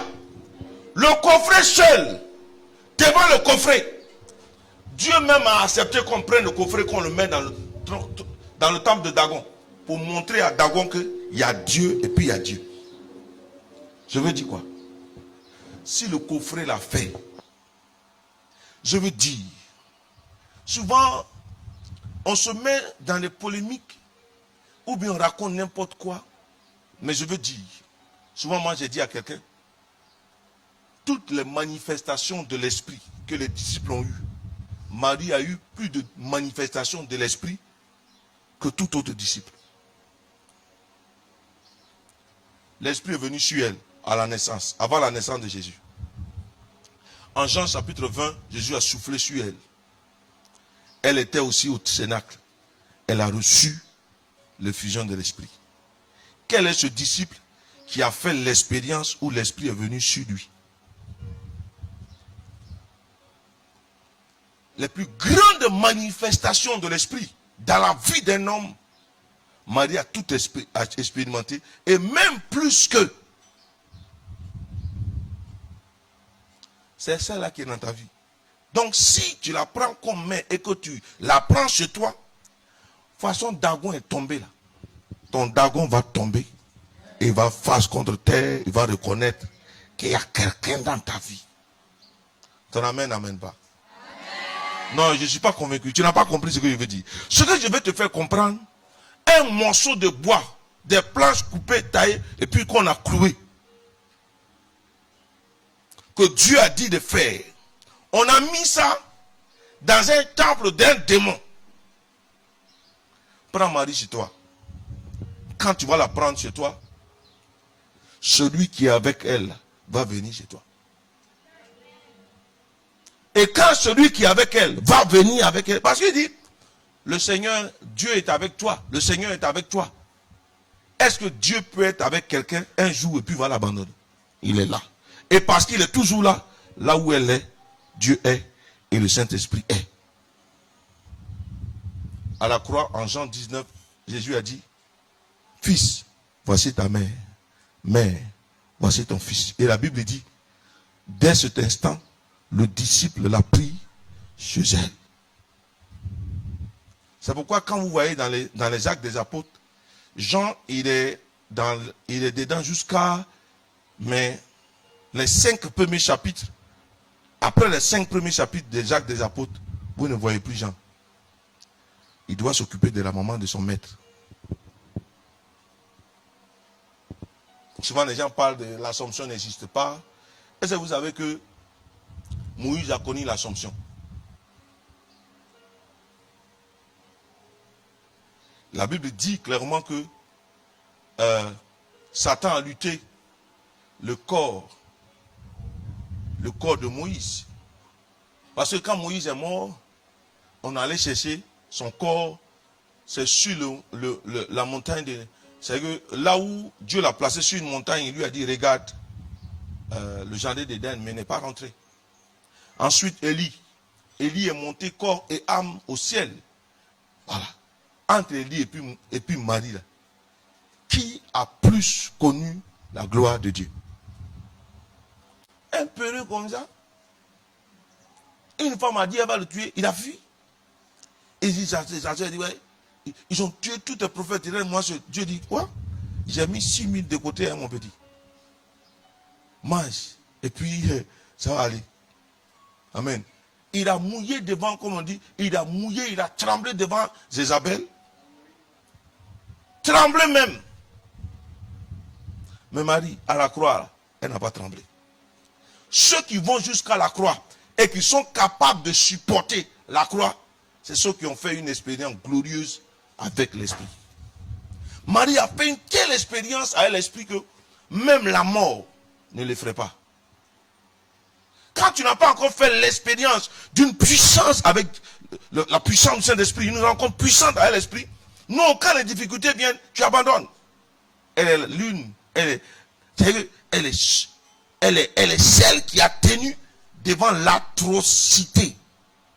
Bien-aimé, ton enfant, on vient de le maltraiter. On dit, il ne ressemblait plus à rien. Parce que après qu'on l'ait frappé, la Bible dit que son dos était labouré, les sillons ont passé sur son dos. Parce que le fouet, au bout du fouet, il y avait des pointes. Donc il y avait des plombs qui avaient la forme de pointes. Quand on met, ça rentre dans la chair, ça déchire la chair. C'est tout ça là qu'elle a pu recueillir au pied de la croix. Tu peux supporter ça? Pierre simplement lui dit, et tu es le disciple, il dit, moi, que Dieu me maudit ici et dit, il connaît ce type-là. Alléluia. Elle n'est pas simplement une mère. Elle est celle qui a mis Dieu et qui a voulu que Dieu vienne jusqu'à nous et prenne la condition humaine. Vrai. Elle a été le lieu de l'intercession entre Dieu et les hommes. L'infini et le fini. Le matériel et l'immatériel. Parce que c'est dans ça, c'est en elle. Hein? Je ne dirais pas un fou, mais le lieu où l'invisible a été transformé en visible. Je ne te demande pas de l'adorer.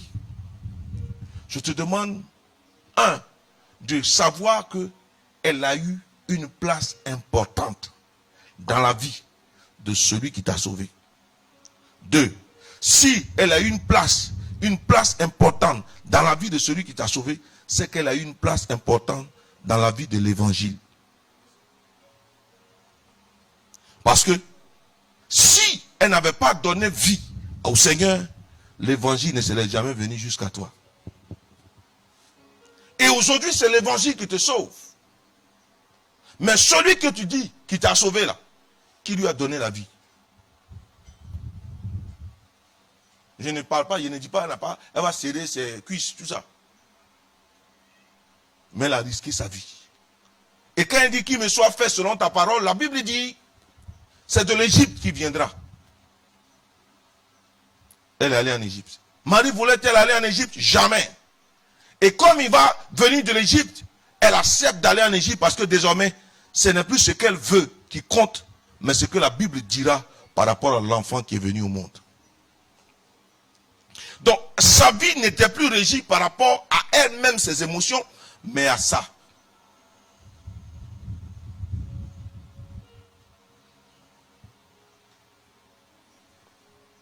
Ce n'est pas elle qui est partie convaincre Joseph. Hein?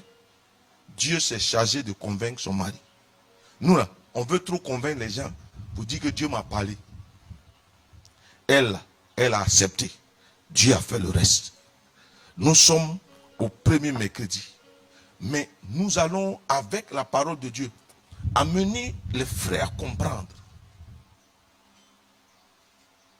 que nous avons à la prendre chez nous. Comme Dieu a dit à Joseph, ne crains pas de prendre Marie chez toi.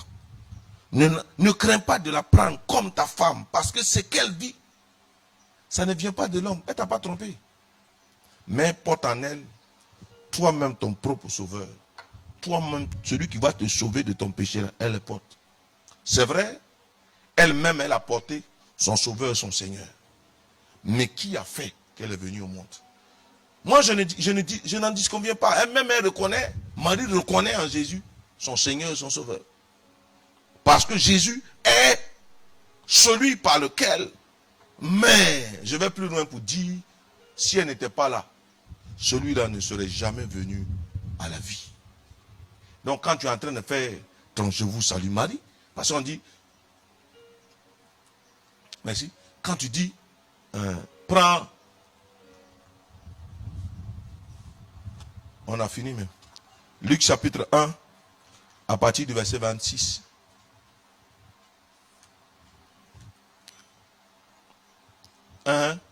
Même si tu dis, si la fin de la prière là, tu ne peux pas donner ça, je reconnais que je suis en train de saluer Marie. À sa juste valeur, je suis en train de dire les mêmes paroles que l'ange a dites. Je ne suis pas encore allé au ciel là-bas pour voir ce qui se passe au ciel, mais je suis convaincu d'une chose, de quelque chose de formidable. Amen. Luc chapitre 1, à partir du verset 26. Au 6e mois, l'ange Gabriel fut envoyé par Dieu dans une ville de Galilée appelée Nazareth, auprès d'une vierge fiancée à un homme de la maison de David, nommé Joseph. Le nom de la vierge était Marie. L'ange entra chez elle et dit, « Je te salue, toi à qui une grâce a été faite. » Je te salue.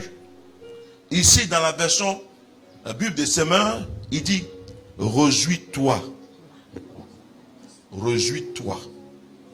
Dans d'autres versions, on dit, réjouis-toi, Marie. Et puis on dit quoi? Le Seigneur est avec toi. Le Seigneur est avec toi. Troublée par cette parole, Marie se demandait ce que pouvait signifier une telle salutation. L'ange lui dit, « Ne crains point, Marie, car tu as trouvé grâce devant Dieu. Et voici, tu deviendras enceinte, et tu enfanteras un fils et tu lui donneras le nom de Jésus. Il sera grand et sera appelé fils du Très-Haut. Et le Seigneur lui donnera le trône de David son père. Il régnera sur la maison de Jacob éternellement, et son règne n'aura point de fin. » Marie dit à l'ange, « Comment cela se fera-t-il, puisque je ne connais point d'homme ?» L'ange lui répondit, « Le Saint-Esprit viendra sur toi, et la puissance du Très-Haut te couvrira de son ombre. » Viens au verset 39. Dans ce même temps, Marie se leva et s'en alla en hâte vers les montagnes, dans une ville de Juda. Elle entra dans la maison de Zacharie et salua Élisabeth. La Bible dit, l'ange Gabriel a dit à Zacharie, « L'enfant que portera ta femme sera rempli du Saint-Esprit depuis le ventre de sa mère. » Luc chapitre 1, il le dit clairement.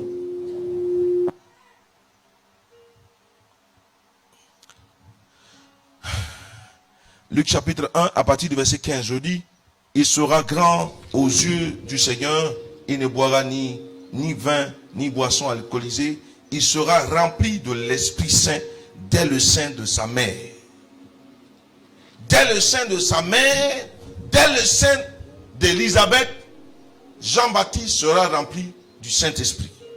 Vous allez voir comment le Saint-Esprit a rempli. Voilà. Allons-y.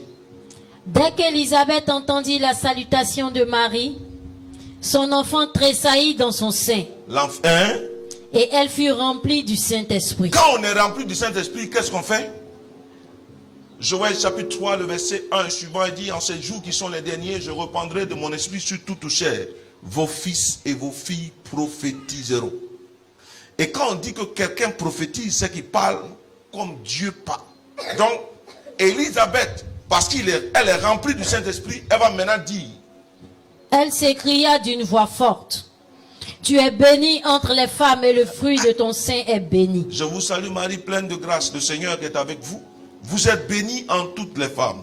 c'est une prophétie. Les premières paroles, c'est la parole de l'ange. La deuxième parole, c'est la prophétie d'Élisabeth. Elle dit, que m'est-il? Il dit, tu es béni en toutes les femmes et le fruit de ton sein est béni. le fruit. Jésus dit, on reconnaît l'arbre par son... Un mauvais arbre ne peut pas faire un bon fruit. C'est un bon arbre qui fait des... Donc si Jésus était un fruit qui est bon, c'est que la maman là... Et le fruit de tes entrailles est... Il dit, tu es béni. Massimide, et sérieux, il y a un saint de l'église qui dit, on a béni la mère avant de bénir le fils. Marie a été bénie d'abord avant de bénir Jésus. Oui. Il dit, tu es béni en toutes les femmes. Et le fruit de tes entrailles, tu es béni en toutes les femmes. Et ensuite, le fruit de tes entrailles est... Donc si tu fais cette prière-là, tu n'es pas en train de dire des hérésies. Tu es en train de prophétiser comme Élisabeth a prophétisé. Ce verset-là, c'est à cause de ça que j'ai dit un jour, moi je vais aller étudier le grec et l'hébreu. Parce que souvent, on se lève et puis on prend les thèmes en français là, pour venir dire qu'est-ce que l'hébreu veut dire, qu'est-ce que le grec dit. Pour que, pour une fois, pour de bon, un jour j'ai dit à quelqu'un, Marie elle est suffisamment grande pour se défendre elle seule. Arrêtons de faire parler pour elle. C'est ta maman, tu es une maman de quelqu'un. C'est quand tu n'as pas d'idée et que tu as coup d'idée que tu fais parler à cause de ta maman. Si on a insulté ta maman, là, passe. Parce que ce n'est pas en faisant parler. Même quand tu fais parler, l'histoire là va se bruiter et puis on va demander qu'est-ce qui s'est passé. Il a insulté ma maman. On va dire c'est quelle injure il a donné. Et puis on va dire tu as dit l'injure qu'on a donné à ta maman. Même chose. Ce que tu ne veux pas, c'est pourquoi tu ne voulais pas là. Moi j'ai grandi avec un projet de philo. Il dit c'est les conneries. Donc quand on était en troisième, il y a une fille là qui a insulté la partie intime de ma mère. Je lui ai dit c'est parce qu'elle a ça que je suis venu au monde. Sinon si elle n'a pas ça, il est venu au monde. Donc ce que tu as dit là, ce n'est pas injure, elle a ça. Par là n'est pas fini. Mais si on fait par là, parce que quand je vais la frapper, quand pendant que on est en train de faire par là, les gens vont venir demander, j'ai dit elle a dit ça. Voilà. C'est pas la même chose là. C'est que tu ne voulais pas que les gens entendent. Tu vas dire, et comme tu penses que c'est injure, il a insulté ma maman. Maintenant, injure qu'on a insulté, c'est quoi? Elle a insulté ma maman.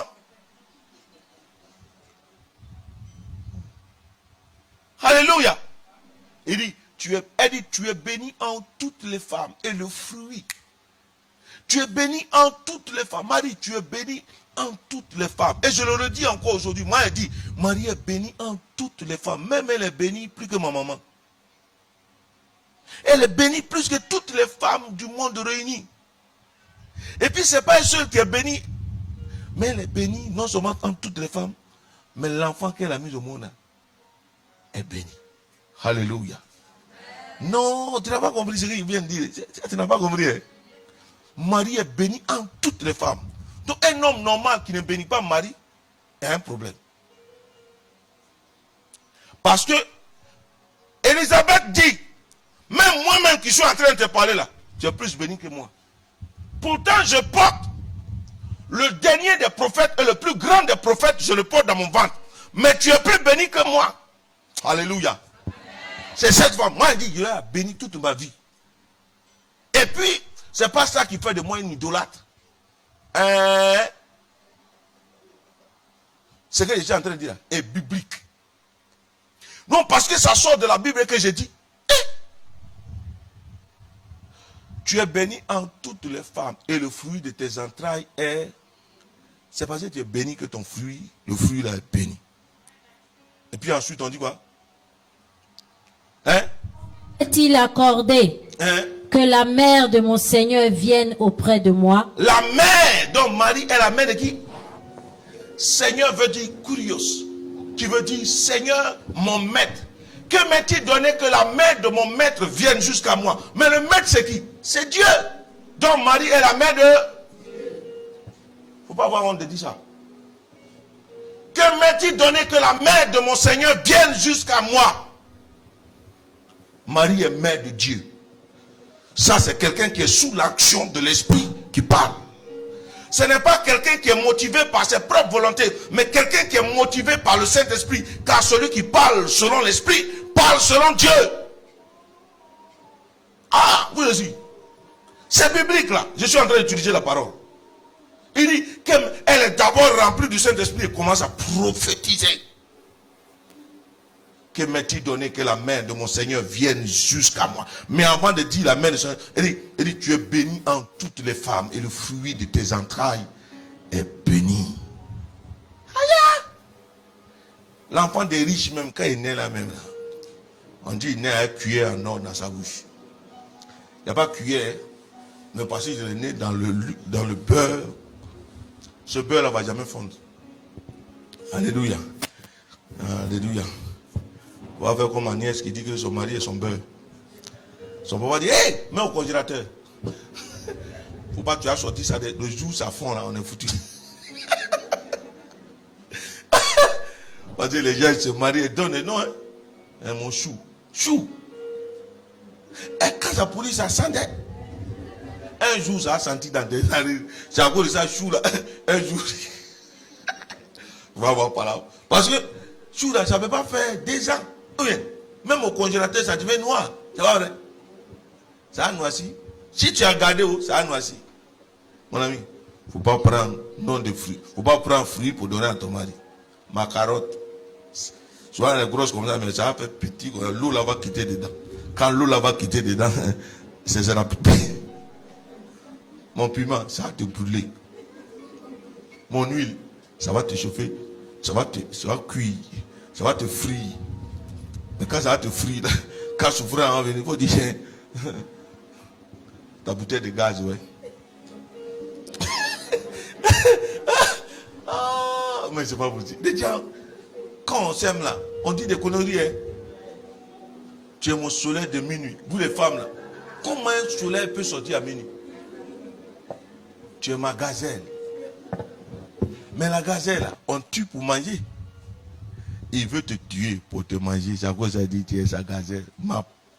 Mais si tu appelé sa panthère, pardon, il faut dire, je ne suis pas panthère. Parce que panthère là, vers la fin, tu vas griffer ça. Mais toi, tu as appelé ta femme ma lionne. Ah! Elle va te tuer. Si tu n'es pas toi-même lion, parce qu'il faut que tu sois lion pour appeler ta femme lionne. Là, quand elle va tuer, et puis tu as mangé premier. Sinon, si elle est lionne, que tu es gazelle, ah! Parce qu'elle va te regarder jusqu'à, et puis un jour, le jour, elle va bien avoir faim. Elle va te tuer. Donc, restez vous-même. Hein? Faut dire son nom. Maintenant, si tu peux couper son nom, coupe son nom. Mais il ne faut pas aller raconter des choses, des choux, des carottes, des concombres. Sinon, la cuisine ne sera pas totalement faite. Vous riez. Vous aimez ça? Vous n'avez pas dit vous aimez ça? C'est à cause de ça que vous avez des problèmes. Allons-y.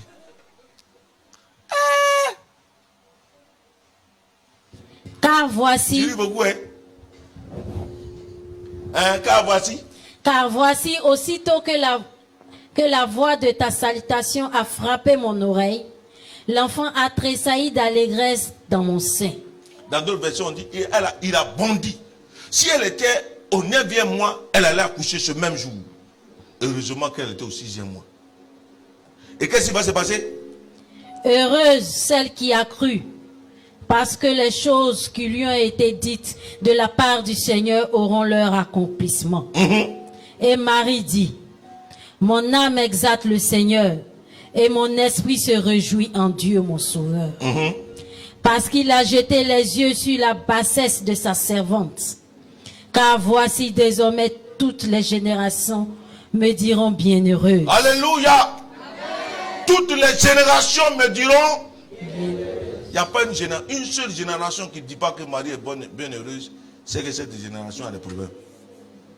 toutes les générations me diront bienheureuse.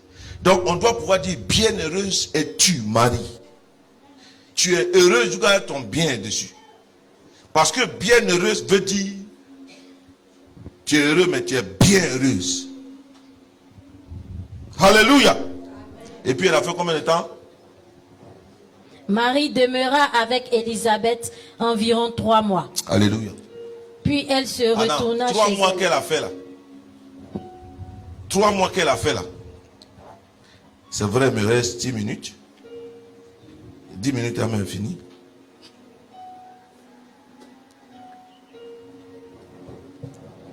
Mais je veux que tu prennes 2 Samuel 6.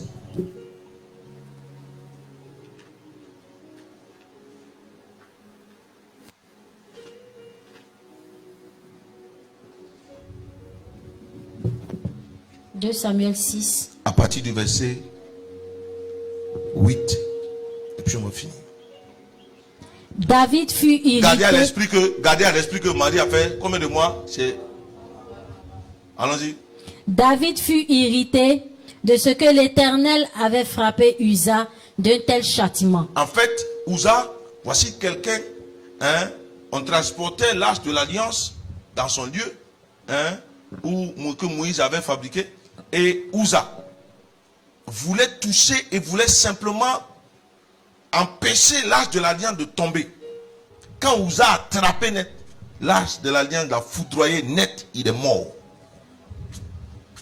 En fait, si tu n'étais pas sacrificateur, prêtre, tu n'avais pas le droit de toucher à l'arche. Tu touches, tu meurs. Si Marie n'était pas préparée, elle n'allait pas pouvoir contenir quand Jésus est rentré en elle. Uza a voulu aider ou bien empêcher l'arche de l'alliance de tomber. Grillé. Il est mort sec. Pour les piquer même est mieux. Griller sa propre. Allons-y. Et ce lieu a été appelé jusqu'à ce jour Péret Uza. David eut peur de l'Éternel en ce jour-là. Et il dit, comment l'arche de l'Éternel entrerait-elle chez moi? Comment l'arche de l'alliance? C'est pourquoi Élisabeth dit, comment m'est-il donné que la mère de mon Seigneur vienne jusqu'à moi? L'arche de l'alliance ne rentrait pas. C'est que il a même peur que l'arche de l'alliance. Donc qu'est-ce qu'il fait? De toute façon, ça a fait là. Il ne veut pas. Il dit, elle n'a qu'à aller au loin. Donc qu'est-ce qu'il va se faire? Il ne voulut pas retirer l'arche de l'Éternel chez lui dans la cité de David. Et il la fit conduire dans la maison d'Obed-Édom de Gath. L'arche de l'Éternel resta 3 mois dans la maison. Marie a fait 3 mois. Elle a fait combien de mois chez Élisabeth? L'arche va faire 3 mois chez Obed-Édom. Et puis qu'est-ce qu'il a fait? Et l'Éternel bénit Obed-Édom de toute sa maison. Là où l'arche était là, il y avait la bénédiction. Là où Marie est, il y a la bénédiction. Je n'ai pas dit c'est elle qui fait, mais je dis la Tsunamite a compris qu'Élisée était un homme de Dieu. Elle a hébergé, elle a mis une chambre à eau. Parce que quand Élisée sera là, il sera en train de prier, ça va rejaillir. Marie, quand elle est dans ta vie, Jean chapitre 3 dit, elle était à ce jour-là à ses noces. Et pendant qu'elle était à ses noces, le vin a commencé à manquer. On parlera de ça le mercredi prochain. Le vin a commencé à manquer. Et quand le vin a commencé à manquer, c'est elle qui est partie dire ils n'ont plus de vin. Ce n'est pas quelqu'un qui lui a dit qu'ils n'ont pas de vin. C'est elle-même qui a remarqué. En Israël, une femme n'a pas le droit. Ce n'est pas le rôle d'une femme. Mais elle avait le regard sur ce genre de choses. Elle dit, ils n'ont plus de vin. Ils n'ont plus de vin. C'est alors que Jésus va dire, femme, qui a-t-il en toi et moi? Alors, on dit aujourd'hui, Jésus l'a rabroué. Mais on s'en fout. Il a fait ou bien il n'a pas fait? Il a fait ou bien il n'a pas fait? Il a fait ou il n'a pas fait? Et la Bible dit que le premier miracle de Jésus, là, c'est ce jour-là. C'est Marie qui a le premier miracle. Jésus va faire le premier miracle dans ta vie si Marie est dans ta vie. Je dis la vérité. Si elle est dans ta vie, ce que tu n'as jamais vu comme miracle, elle va faire. Son intercession va pousser Jésus à faire alors que son temps n'est même pas encore arrivé. Ça là, au lieu de comprendre ça, tu ne comprends pas. Alléluia. Je veux dire à quelqu'un, elle a fait 3 mois. L'âge a fait 3 mois. Et parce que l'âge a fait 3 mois, la présence de l'âge a fait que Dieu a béni. La présence de Marie dans ta vie va faire que Dieu va te bénir. Je ne dis pas que c'est Marie qui va te bénir, mais la présence de Marie dans ta vie va faire que Dieu va te bénir. Abondamment, poto. Et puis ça va déborder de tous côtés. Oui, c'est la vérité. Mais avant que ça n'arrive à là, tu as peut-être traversé un ministère douloureux. Mais ne t'inquiète pas, le glorie arrive. Je veux dire à quelqu'un, le glorie arrive. Parce que quand elle parle à son fils, elle a une bonne relation avec elle. Parce que la Bible dit, là où elle était aux noces, Marie était là. Et Jésus a été invité. Qui était là? Qui a été invité? Donc il faut que Marie soit d'abord dans les lieux. Et puis on va inviter Jésus. Et quand Jésus vient, Marie va parler pour nous. L'intercession. C'est pas elle qui allait dire aux serviteurs de remplir les jarres. Elle sait. La seule qui savait que dans ce lieu se trouvait quelqu'un qui pouvait changer n'importe quelle situation, c'est Marie seule qui savait. Parce que c'est Marie seule qui avait été, qui avait entendu l'ange pour lui dire, qui lui dit, c'est lui qui sauvera.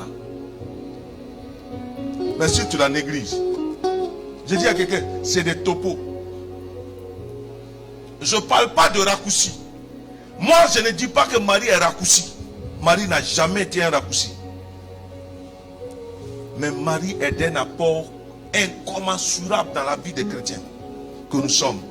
Parce que au travers de son intercession, il y a beaucoup de choses. Et sa présence dans ta vie est capable d'entraîner Dieu à faire quelque chose. Car là où elle est, celui qui l'a enceinté, le Saint-Esprit, ne peut pas résister pour venir. Alléluia. Quand tu as fait enfant avec quelqu'un, c'est elle qui est ta femme. Donc Marie est l'épouse du Saint-Esprit. Marie est l'épouse du Saint-Esprit. Si quelqu'un a fait enfant, elle est l'épouse. Dieu a fait ça. Joseph là, c'était un arrangement divin. Parce qu'il fallait qu'il lui donne la paternité de David. Alléluia. Je veux dire à quelqu'un, il y a quelque chose qui est en train de se préparer pour toi.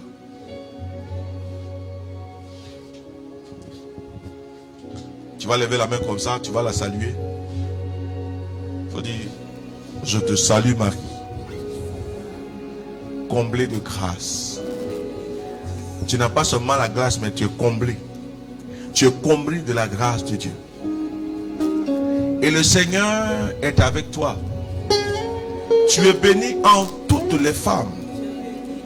Et le fruit de tes entrailles, Jésus, est béni. Sainte Marie, Mère de Dieu, prie pour nous comme à Cana. Et par ton intercession, oh, viens au secours de nos faiblesses. Et que nos vies soient l'image de cette mère que tu es, inébranlable devant l'adversité, constant dans ton choix, constant dans ta foi. Même quand tout semblait dur, tu étais au pied de la croix, à attendre que ton enfant te soit remis. Tu es encore tenu là, et tu étais au Sénat, à attendre le Saint-Esprit. Oh Marie, nous croyons que tu as fait toutes ces expériences pour nous dire combien de fois en tant qu'homme nous pouvons vivre la réalité de Dieu pleinement manifestée à nous. Donne-nous aujourd'hui et à jamais de nous attacher à ces vertus, à cette foi que tu as manifestée sur la terre.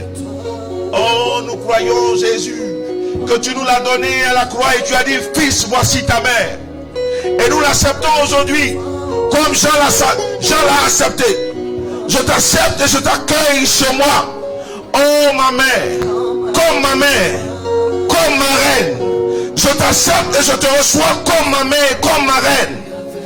Parce que je sais que là où tu es, l'abondance de la bénédiction de Dieu se trouve. Comme l'arche de l'alliance a béni Obed-Edom, Ta présence va entraîner la bénédiction de Dieu dans ma vie. Et je crois que c'est la vérité. L'abondance de la bénédiction.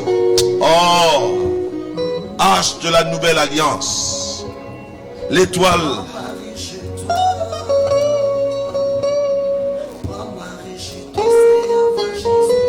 Je veux dire à toi parmi vous ici, votre relation avec votre mère a été très mouvementée. Il y en a trois ici qui ont des problèmes avec leur mère parce que la relation avec votre maman a été mouvementée. Prends Marie chez toi. Quand tu vas prendre Marie chez toi, elle va t'aider à pardonner et à aimer. Et avoir un nouveau regard. Un regard plus neuf posé sur ta mère. Vous êtes trois. Je voudrais vous demander, avant qu'on ne rentre dans cette dynamique, de venir vers moi. Trois ici. Trois personnes ici ont eu une relation mouvementée avec leur mère. Et le Seigneur te dit de prendre Marie, sa mère, chez toi. Pour que cette relation avec ta mère soit plus rendue fluide. Parce que le pardon et le regard que tu vas désormais porter sur ta mère va être un regard nettoyé par le sang de Jésus. Vous êtes trois. Vous avez eu des relations mouvementées avec vos mamans. Et cela fait même que tu n'as pas l'instinct maternel comme il se doit. Je demande à ces trois personnes, à ces trois sœurs, de venir vers moi parce que Dieu est en train de faire quelque chose d'extraordinaire. Ne faites pas, il va vous forcer pour venir ici. Vous êtes trois. Je dis, la relation que vous avez avec votre maman a été compliquée. Et je voudrais vous appeler ici. Trois. Il ne faut pas faire, il va vous soulever. Et puis vous allez venir ici. Et puis,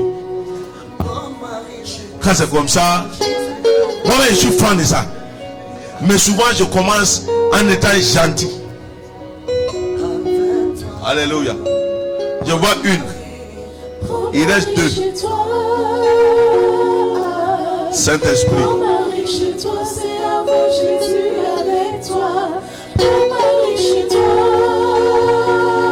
Je dis, il faut que tu viennes. Pendant que je parle, ton cœur bat vite un peu. Je demande à la soeur là de venir. Faut pas. Tu vas penser que ton cœur veut sortir de ta poitrine. Ça ne va pas sortir. Mais je te demande de venir vers moi. Waouh. Dieu est en train de le faire. Voilà. Souvent, quand ça vient, ça tombe sur vous là. Vous tremblez, vous criez. C'est ça. Parce que quand on parle doucement, comme quand souvent on parle doucement, vous n'aimez pas là. C'est à cause de ça. Alléluia.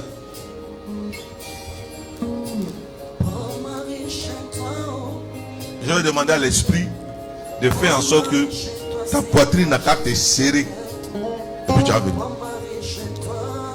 Seigneur Esprit Saint, je sais que tu as tous les moyens pour agir. Bien-aimé, je prie pour toi. Mais je sais une chose. Il y en a ici. Quand je serai en train de prier pour elle, sécurité, soyez vigilants. Parce que ça va faire bizarre dans la vie de certaines personnes.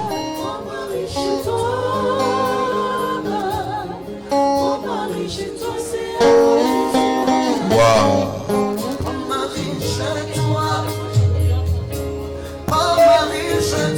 Merci Père pour ce que tu es en train de faire. Tu viens nous rejoindre personnellement par ton esprit pour guérir. Tu nous dis de prendre Marie chez nous et de ne pas craindre. Mais tu es en train de guérir profondément nos cœurs de cette relation difficile que nous avons pu avoir avec nos mères. Merci Jésus.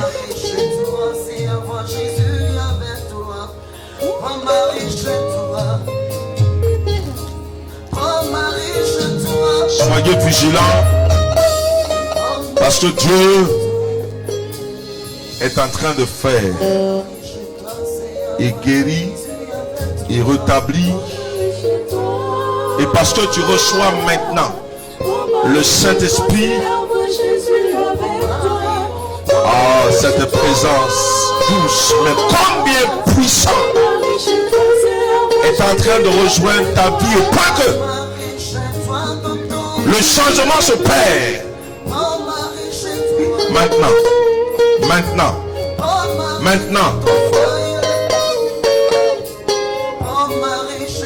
Wow.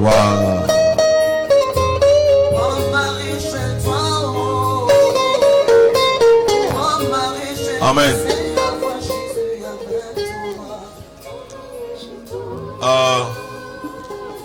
La rangée en face de moi. Quelque chose se passe. Il ne faut pas endurcir ton cœur. Si tu endurcis ton cœur, c'est pas bon. Si tu t'endurcis et que tu deviens dur sur toi là, ça va moins d'être. Parce que Dieu est en train de dégager.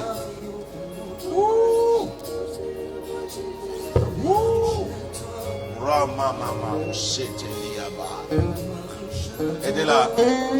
Je dis en face de moi. Quelque chose va arriver à une soeur. La gloire de Dieu est sur ta vie.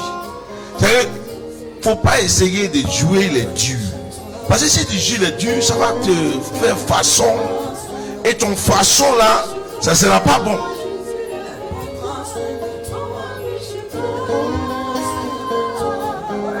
Prends Marie chez toi.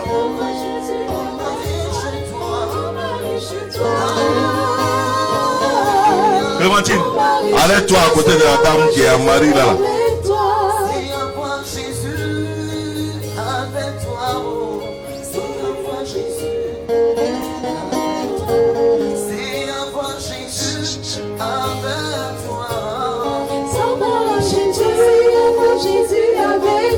Merci Jésus. Jésus. Là-bas. Merci. L'autorité. Et guérisse tout ce qui est blessure. Tout ce qui a causé du tort. Et qui a affecté ta vie. Merci Seigneur. Alléluia. Prends-la chez toi. Prends-la chez toi. Elle sera par son intercession et son parfum. Prends Marie chez toi.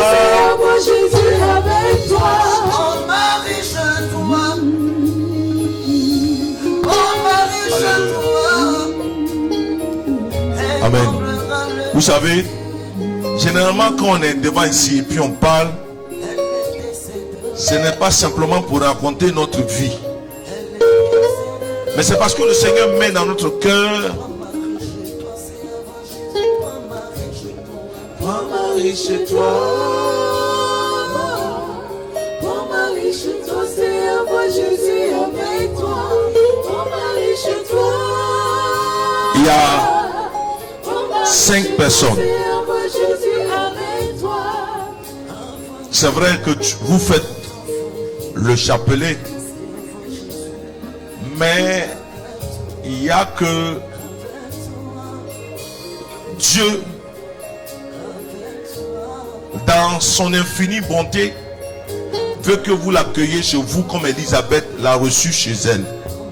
Et quand elle va rentrer et que vous allez lui donner toute la place, des changements notables vont se passer dans vos vies. La paix et la joie que vous cherchez là va se manifester pleinement. Il y en a 5. 5 personnes ici. Parmi vous les 5 là, souvent une douce présence te visite quand souvent tu es en train de prier Et cela a envoyé la peur dans ton ventre, dans ton cœur. Parce que tu penses que c'est un esprit qui te visite. C'est pas